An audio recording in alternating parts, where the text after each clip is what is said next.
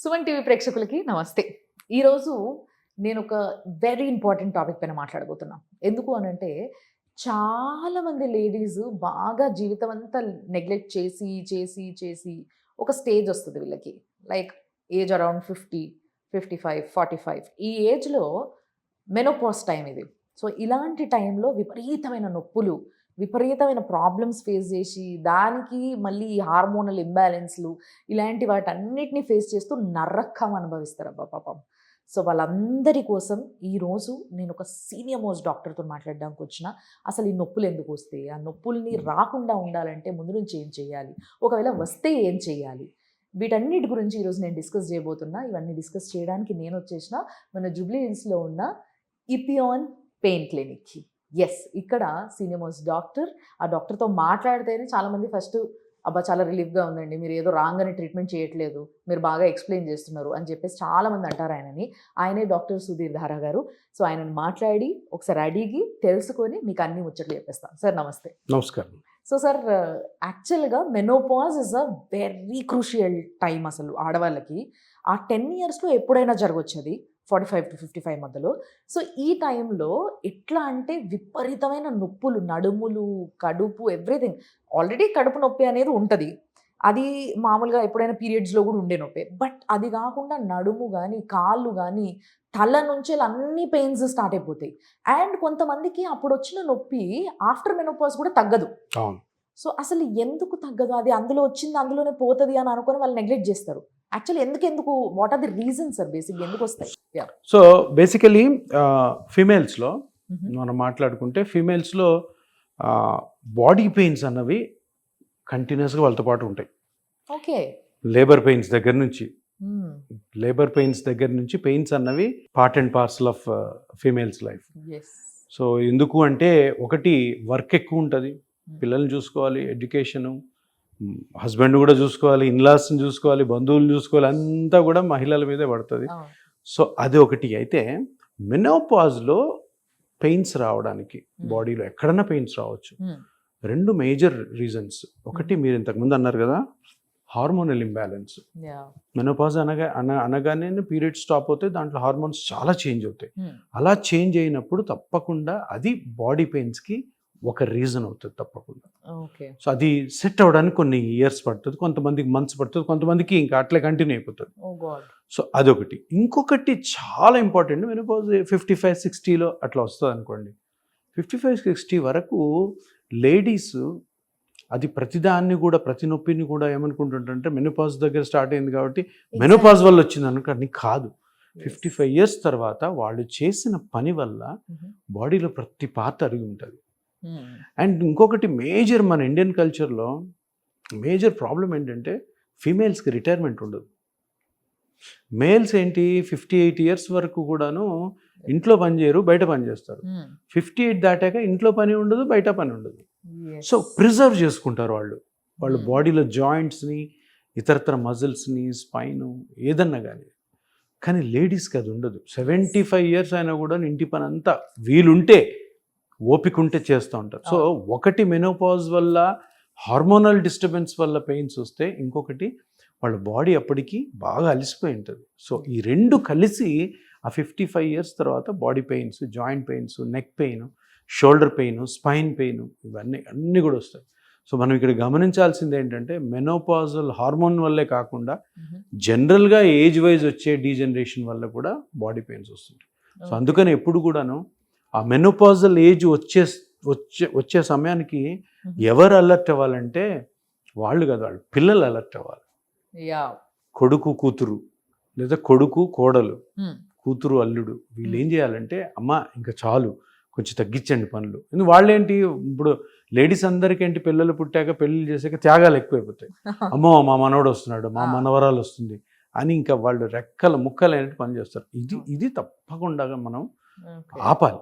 ఆపి పని చేయించాలి, మనం పని చేయకూడదు ఆ ఏజ్లో. సో, ఈ 2 రీజన్స్ తోటి ఆ ఏజ్లో చాలా సఫర్ అవుతున్నారు. చాలా మేజర్ సర్జరీకి వెళ్ళడానికి ఇది ఒకటి కారణం అన్నమాట. యాహ్! అండ్ కొంతమంది గైనకాలజిస్టులు అయితే డైరెక్ట్‌గా చెప్తున్నారు. ఒక్కసారి వన్స్ యూ క్రాస్ 50 మీరు ఇంకా జీవితాంతం కాల్షియం టాబ్లెట్స్ వాడాలి బికాజ్ మీరు బాగా తగ్గిపోతుంది. ఇది కరెక్టేనా అసలు? Very good question. కాల్షియం అన్నది ఎంత పెద్ద అపోహ అంటే, ఆ కాల్షియం అన్నది ఒక విటమిన్ కదా. అందరి ఫీలింగ్ ఏంటుంటుందంటే విటమిన్ కదా, కెమికల్ కాదు, తినొచ్చు. విటమిన్ కదా, ఎంతన్నా తినొచ్చు, ఎవడన్నా తినొచ్చు. చాలా చాలా తప్పు. ఎందుకంటే కాల్షియం అన్నది ఏదో మనం బ్రేక్ఫాస్ట్ చేస్తున్నట్టు తింటుంటారు. ఎప్పుడు కూడాను ఒకటి గుర్తుపెట్టుకోండి, కాల్షియం అన్నది ఎప్పుడు తినాలి అంటే మీ బ్లడ్ టెస్ట్ చేసి బ్లడ్ టెస్ట్లో కాల్షియం లెవెల్స్ తక్కువ ఉన్నప్పుడు, తక్కువ ఉండి దానివల్ల ఎఫెక్ట్ వస్తేనే కాల్షియం తినాలి. ఇప్పుడు అందరూ ఊరికే టాబ్లెట్ ఏదో మనం చాక్లెట్ వేసుకున్నట్టు వేసుకుంటే చాలా డేంజర్. కాల్షియంకి బాడీ పెయిన్స్కి చాలా తక్కువ మందికే ఆ ప్రపోర్షనేట్ రిలేషన్ ఉంటుంది. ఎవరికి ఉంటుంది? అసలు ఇంట్లోంచి బయటికి రాకుండా బెడ్ రిడన్ అయిపోయి, లేదంటే అస్సలు సన్కి ఎక్స్పోజ్ కాని వాళ్ళు, బాగా డెబిలిటేటెడ్ అంటే 75-80 years దాటిపోయిన తర్వాత ఎక్కువ కదలిక లేని వాళ్ళు, వాళ్ళకి కాల్షియం తగ్గుతుంది. కానీ యాక్టివ్గా పనులు చేసే వాళ్ళకి ఎవరికి కాల్షియం, ఇప్పుడు కాల్షియం 25-30 years నుంచి కాల్షియం పెట్టేస్తున్నారు. సో ఇది చాలా చాలా రాంగ్. కొంతమంది డాక్టర్ ప్రిస్క్రిప్షన్ లేకపోయినా తింటున్నారు, ఎందుకంటే ఆ డబ్బా దొరుకుతుంది, కాల్షియం వేసుకోండి. ఇంకా ఘోరమైన విషయం ఏంటంటే ఒక్కొక్కరు 3 కాల్షియం తింటుంటారు, తెలీదు. ఒక డాక్టర్ దగ్గరికి వెళ్తే ఒక కంపెనీ రాసిస్తాడు, ఇంకో డాక్టర్ దగ్గరికి ఇది చూపించారు వాళ్ళు వెళ్ళి ఇంకొకటి రాస్తాడు, ఇంకో డాక్టర్ 3 కాల్షియం వాడుతుంటారు. వైటమిన్ డి అన్న కాల్షియం అన్న ఒకటే. సో వైటమిన్ డి వాడుతుంటారు, కాల్షియం వాడుతారు. వైటమిన్ డి ఏం చేస్తుంది? ఫైనల్గా నీకు కాల్షియం ఇస్తుంది బాడీలోకి. సో మామూలుగా మన రోజు రెగ్యులర్ ఫుడ్ 3 times మనం తింటాం, బ్రేక్ఫాస్ట్, లంచ్ అండ్ డిన్నర్ తినే వాళ్ళకి మన తినే ఫుడ్లో చాలా కాల్షియం ఉంటుంది. ఆ కాల్షియం సప్లిమెంట్ చేయాల్సిన అవసరమే లేదు. పైపెచ్చు కాల్షియం నార్మల్గా ఉండి మీరు ఎక్కువ డోసెస్లో లేదా మల్టిపుల్ టైమ్స్ కాల్షియం తీసుకున్నారంటే హైపర్ కాల్సియమియాలోకి పోయి దానివల్ల వచ్చే ప్రాబ్లమ్స్ వస్తాయి. సో అందుకని చాలా జాగ్రత్తగా ఉండాలి. అందరూ కూడా గమనించాల్సింది ఏంటంటే కాల్షియం ట్యాబ్లెట్ అన్నది ఒక కెమికల్ లాంటిదే. అది తినాలి అంటే తప్పకుండా మీకు మీ బ్లడ్ లెవెల్స్లో కాల్షియం తక్కువ ఉండాలి. ఆ తక్కువ ఉన్న కాల్షియం వల్ల మీకు సిమ్టమ్స్ ఉండాలి. అదర్వైజ్ ఊరికే కాల్షియం తినడము. చాలామంది మోకాలు నొప్పితో వస్తారు, స్పైన్ నొప్పితో వస్తారు. సార్ నాకు ఈ మోకాలు నొప్పి చాలా రోజుల నుంచి సార్ కాల్షియం తింటున్నాను సార్, కానీ తగ్గట్లేదు. కాల్షియం ఎందుకు? కాల్షియం దీనికి సంబంధమే లేదమ్మా. కాల్షియం తక్కువ ఉన్న వాళ్ళకి కాల్షియం ఇవ్వాలి, కానీ కాల్షియం వల్లే మోకాలు అరగదు, మోకాలు నొప్పులు రావాలి. సో ఇది కూడా ఆ కాల్షియం అన్నది చాలా పెద్ద అదొక మిస్బిలీఫ్. తప్పకుండా ప్రతి ఒక్కరు తెలుసుకోవాల్సింది అంటే కాల్షియం అనవసరంగా తినకూడదు. సో ఇది చాలా క్లియర్గా చెప్పిండ్రు. ఈ విషయం చాలా మందికి ఉపయోగపడుతుంది, ఏ ఏజ్ గ్రూప్ వాళ్ళైనా, ముఖ్యంగా పెద్దవాళ్ళకి. సో కాల్షియం అనేది విటమిన్ అన్న ఒక అపోహలో మాత్రమే ఉండదు. విటమినే, బట్ విటమినే ఇది తింటే ఏం కాదు అనే అపోహలో ఉంటారు కదా, వాళ్ళందరి కోసం చాలా క్లియర్గా చెప్పారు ఆయన. కాబట్టి కొంచెం దీనిపైన ఫోకస్ చేయండి. అండ్ సార్, ఇలాంటివి ఏవైతే ఒకవేళ మెనోపాజ్లో వచ్చిన నొప్పులు పర్మనెంట్గా ఉండిపోతే తర్వాత వాళ్ళు రియలైజ్ అవుతారు ఒక టైంలో, అండ్ వాళ్ళు అల్టిమేట్గా మళ్ళీ మీ ముందు లాంచ్ అవుతారు. దెన్ వాళ్ళకి ఏంటి అసలు, వాళ్ళ ప్రాబ్లమ్స్ ఏమేమి రైజ్ అవుతాయి అప్పుడు? సో ఈ పాయింట్ ఏంటంటే మెనోపాజ్ వచ్చిన కొన్ని రోజులకి ఆ హార్మోనల్ డిస్టర్బెన్స్ తోటి పెయిన్సే కాకుండా చాలా మూడ్ డిస్టర్బెన్స్ అవుతాయి. హాట్ ఫ్లషెస్ అంటాం, అవి అంటాం. తర్వాత చాలా సైకలాజికల్గా డల్గా డిప్రెస్ ఉంటారు. అది ఒక చిన్న ఫేజ్ వెళ్ళిపోతుంది. తర్వాత బాడీ పెయిన్స్ వచ్చాయంటే జనరల్గా హార్మోనల్ డిస్టర్బెన్స్ వల్ల అయి ఉండొచ్చు, విచ్ ఈస్ వెరీ లెస్. అంత ఆ కారణంగా జనరల్గా ఈ మెనోపాజ్ అయిపోయిన వాళ్ళ దగ్గర ఒకటి ఆస్టియోపోరోసిస్ అనే కండిషన్ ఉంది. అంటే బోన్ బ్రిటిల్ అవుతుంది. బ్రిటిల్ ఎందుకు అవుతుంది అంటే ఏజ్ వైజ్ కాల్షియం తగ్గుతుంది. అది ఈ 50s, లేట్ 50s, 60s కాదు. మనం అనుకుంటాం నేను ఇంకా మెనోపాజ్ అయిపోయింది, నాకు ఇంకా నా బోన్స్ వీక్ అయిపోతుంది. కాదు, అది 70 క్లోజ్ 65 దాటిన తర్వాత అయితే అవ్వచ్చు. బోన్స్ అంత ఈజీ కాదు. ఇది కూడా ఇంకొక అపోహ ఏంటంటే 55 దాటే నా బోన్స్ వీక్ అయిపోయినాయి, ఆస్టియోపోరోసిస్ అని ఒక BMD అని ఒక టెస్ట్ చేస్తారు. చేసి దాంట్లో మీకు కాల్షియం తక్కువ ఉందని కాల్షియం పెట్టేస్తూ ఉంటారు. కాల్షియం లెవెల్స్ చూడరు. ఆ BMD అన్నది సింపుల్ టెస్ట్ అది. సో నాన్ ఇన్వేజివ్, ఎక్కడ గుచ్చాల్సిన అవసరం చేసి కాల్షియం తక్కువ ఉందని వెంటనే కాల్షియం పెట్టేస్తారు. అందరి అపోహ ఏంటంటే నాకు కాల్షియం తక్కువ ఉంది కాబట్టి నా బాడీ పెయిన్స్ ఉంటాయి అనుకుంటారు. బాడీ పెయిన్స్కి కాల్షియంకి ఉంది సంబంధం, కానీ కాల్షియం తక్కువైన బాడీ పెయిన్స్ ఎట్లుంటాయి తెలుసా? ఒక పార్ట్లో ఉండవు. సార్ నా మోకాలు నొప్పి ఇందాక అనుకున్నా కదా, మోకాలు నొప్పి ఉంది సార్, కాల్షియం తక్కువ ఉంది సార్, కానే కావు.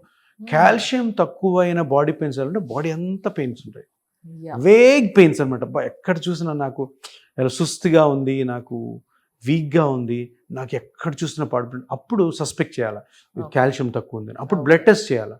కాల్షియం లెవెల్స్ తక్కువ ఉన్నాయంటే వెంటనే కాల్షియం వేసుకోవాలి. లేదు అవసరం లేదు, ఎందుకంటే ఆల్రెడీ కొంచెం హయ్యర్ లెవెల్లో కాల్షియం ఉండి కాల్షియం ఎక్కువ తిన్నాం అనుకో హైపర్ కాల్షియం వస్తుంది. ఆ కాల్షియం ఎక్కువైతే ఆ వేరే బాడీ పెయిన్స్ అది. సో జనరల్గా ఈ కాల్షియము హార్మోన్స్ పక్కన పెడితే ఈ మెనోపాజల్ ఏజ్ తర్వాత బాడీ పెయిన్స్ రావడము ఎక్కువ ఒక జాయింట్కో ఒక ప్లేస్కి కానీ కన్ఫైన్ అయి ఉంటే దానికి రీజను బాడీలో అరుగుదల, ఇంకేమీ ఉండదు. డీజనరేషన్ అంటాం.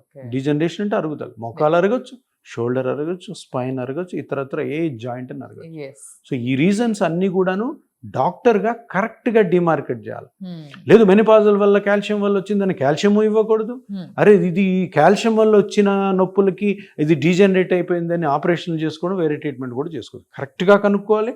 కరెక్ట్గా కనుక్కొని కరెక్ట్ ట్రీట్మెంట్ ఇవ్వడం ద్వారా ఆ మెనోపాజల్లో ఉన్న వాళ్ళు కంప్లీట్గా ఆపరేషన్స్ లేకుండా బయటపడవచ్చు. ప్లస్ ఆల్సో ఎటువంటి నొప్పితో సఫర్ అవ్వాల్సి. నేను యాక్చువల్గా నాకు ఫీల్ అయింది ఏంటి అని అంటే, బేసిక్గా మనము పెయిన్ క్లినిక్ వచ్చినాము అని అంటే పెయిన్ ఎందుకు వచ్చింది అని చెప్పేసి చూసేసి దానికి ట్రీట్మెంట్ ఇవ్వడం మాత్రమే కాదు, అసలు ఫస్ట్ దానికి ట్రీట్మెంట్ అవసరం ఉందా లేదా, అది కాకపోతే ఏంటి అని తెలుసుకోవడానికి కూడా ఒక మంచి డాక్టర్ని బాగా ఎతుకుతుంటాం మనం. అలాంటి డాక్టరే ఈయన అని చెప్పొచ్చు. ఎందుకంటే ఆయన ఎక్స్ప్లెయిన్ చేసే విధానంలో మీకు స్పష్టంగా క్లియర్గా ప్రతి పాయింట్ అర్థం అవుతుంది. కాబట్టి I just like the explanation sir. చాలా బాగా చెప్పారు మీరు. Thank you so much for that. And తప్పకుండా ఇంకా చాలా డౌట్స్ ఉన్నాయి, అవన్నీ కూడా అడుగుతాను నేను. Thanks a lot. సో చూసారు కదా, ఇపియాన్ పెయిన్ సెంటర్. ఎస్, ఈ సెంటర్లో మీరు కూడా ఒకవేళ ట్రీట్మెంట్ చేయించుకోవాలనుకున్నా, లేకపోతే ఫస్ట్ డాక్టర్ని కలవాలి. మేము మాకున్న ప్రాబ్లం ఏంటో అర్థం కావట్లేదు, ఎవరిని అడిగినా కూడా దీనికి ఆపరేషన్ అవసరం అని చెప్తున్నారు, లేదా ఇంకో ట్రీట్మెంట్ అవసరం అని చెప్తున్నారు తప్పితే ప్రాబ్లం ఏంటో ఎక్స్ప్లెయిన్ చేయట్లే. ఇలాంటి ప్రాబ్లం చాలా మందికి ఉంటుంది. సో అలాంటి వాళ్ళందరూ కూడా కింద స్క్రీన్ పైన నంబర్స్ కనిపిస్తున్నాయి కదా, సో కాల్ చేయొచ్చు, అపాయింట్మెంట్ తీసుకోవచ్చు, సార్ దగ్గర రావచ్చు, మాట్లాడొచ్చు. అండ్ మీరు ఫ్రీగా హ్యాపీగా ఏమేమి ఉందో తెలుసుకొని దానికి తగ్గట్టుగా డెసిషన్ తీసుకోవచ్చు. సో చూస్తూనే ఉండండి సుమన్ టీవీ.